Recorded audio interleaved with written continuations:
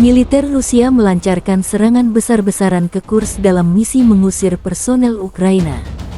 Selama 24 jam terakhir, pesawat tempur Rusia menyerang formasi 7 Brigade Angkatan Bersenjata Ukraina di wilayah Kursk, dan juga menyerang cadangan 11 Brigade di wilayah Sumy. Demikian dilansir Kementerian Pertahanan Rusia tanggal 15 September. Serangan udara, tembakan artileri, dan aksi tempur pasukan telah merusak konsentrasi tenaga kerja dan peralatan dari Brigade Mekanis ke-22, ke-61, dan ke-115, tank ke-17, Brigade Serangan Udara ke-80 dan ke-95, serta Brigade Pertahanan ke-129. Serangan terhadap cadangan dilakukan di 14 daerah berpenduduk di wilayah Sumy. Serangan menyasar daerah konsentrasi pasukan musuh di wilayah Sumy serta di cadangan Brigade Mekanis ke-21, ke-22, ke-41 dan ke-61, Brigade Serangan Udara ke-82 dan Brigade Serangan ke-92 Angkatan Bersenjata Ukraina, Brigade Presiden Pertama, serta Brigade Pertahanan ke-101, ke-103, ke-106 dan ke-119 Angkatan Bersenjata Ukraina di daerah pemukiman Akhtirka, Belopolie, Banichi, Podolagi, Suravka, Pobodi, Katerinovka, Ratkovka, Sumy, Pavlovka, Svesa, Sostka.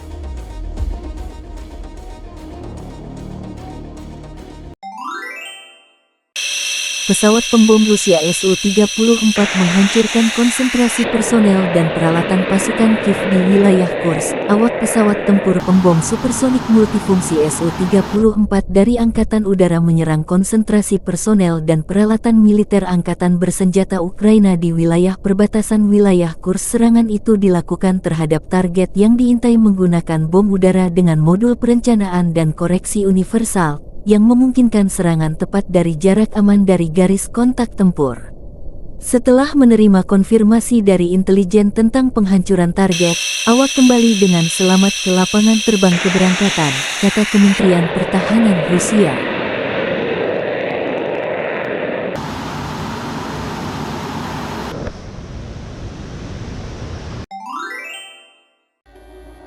Kerugian pasukan Ukraina di arah Kursk mencapai lebih dari 13.100 prajurit. Angkatan Bersenjata Ukraina kehilangan lebih dari 13.100 prajurit di arah Kursk secara total, termasuk lebih dari 300 prajurit dalam 24 jam terakhir.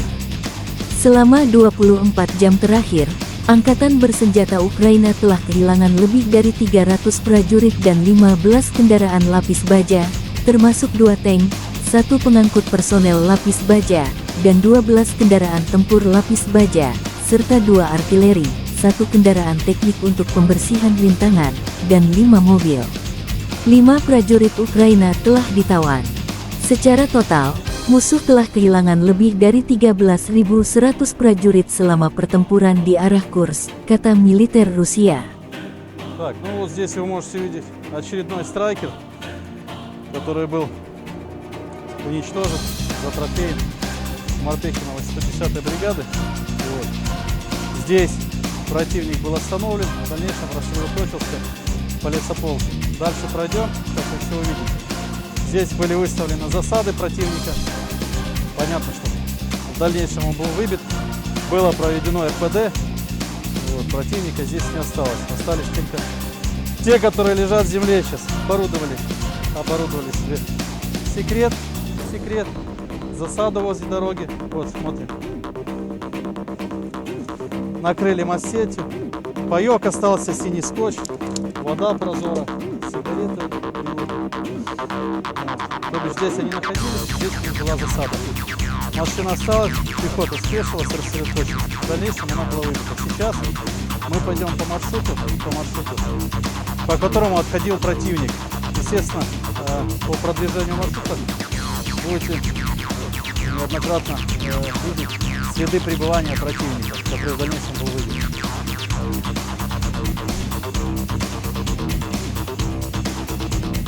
Вот надпись. Вот, что не видно сейчас.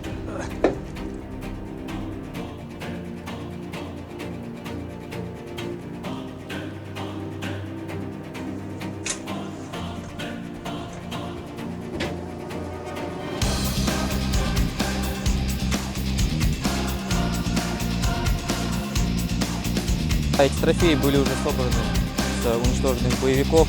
Все иностранного производства. Здесь американского производства патроны.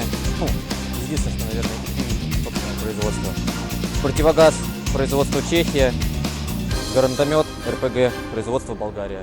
Были дерзкие заходы бронегрупп по дорогам и закрепление в лесополках. Ну а дальше их последующее уничтожение. Rusia disebut kini mulai melancarkan serangan ke Kursk, wilayahnya yang sebagian dikuasai oleh Ukraina. Untuk mengambil alih provinsi tersebut, Presiden Ukraina Volodymyr Zelensky mengatakan bahwa Rusia telah mengerahkan sebanyak 60.000 hingga 70.000 sergadunya. Mereka mengerahkan sebanyak itu, tetapi belum membuat kemajuan serius, kata Zelensky pada pertemuan tahunan ke-20 Strategi Eropa Yalta, Sabtu tanggal 14 September.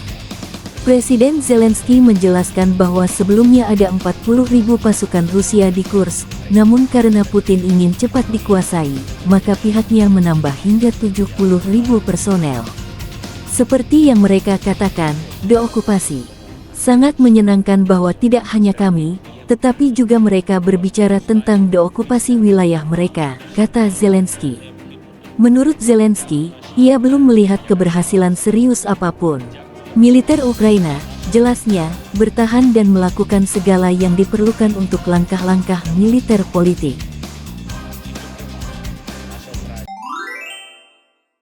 Ancaman Perang Dunia Ketiga kembali terjadi. Ini setidaknya terlihat dari ucapan terbaru Presiden Rusia Vladimir Putin, Kamis waktu Moskow. Presiden Putin memperingatkan NATO akan risiko perang secara langsung, terutama jika negara-negara Barat menyetujui penggunaan senjata jarak jauh oleh Ukraina untuk menyerang wilayahnya dan membuat Rusia menjadi target. Ini akan mengubah sifat konflik secara signifikan, kata Putin.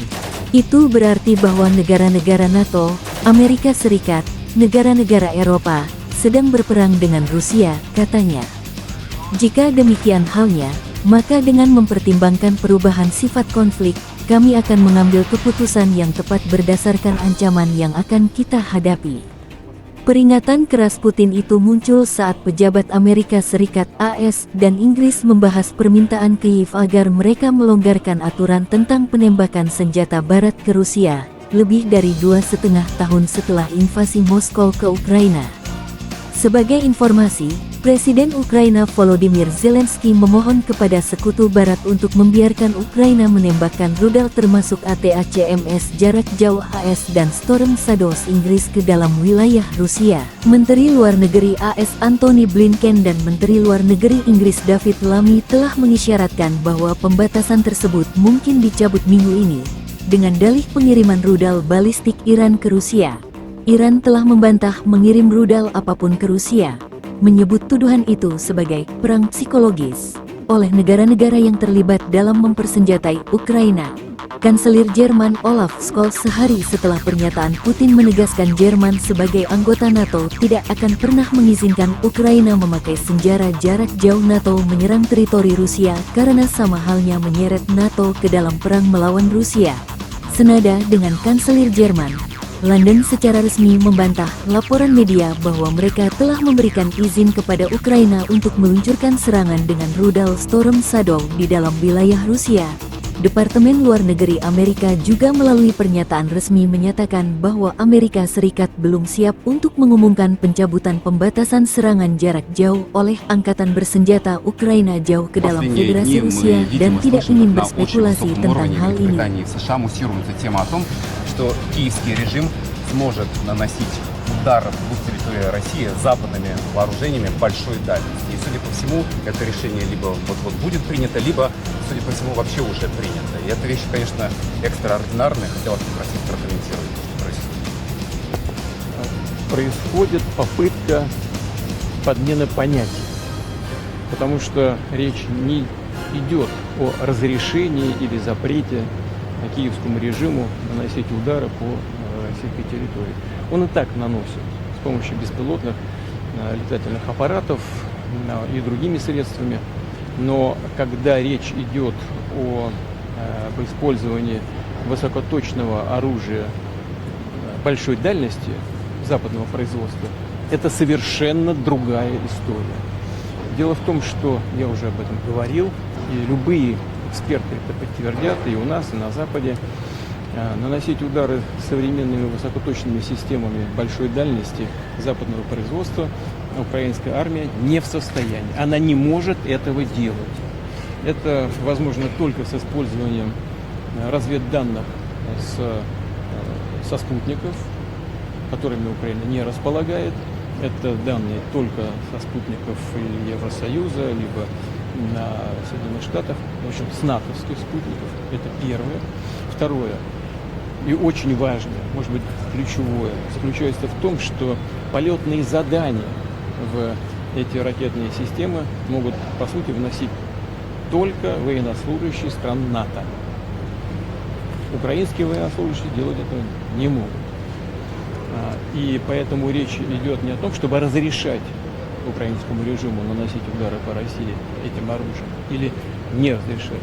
Речь идет о том, чтобы принять решение о том, что страны НАТО напрямую участвуют в военном конфликте или нет.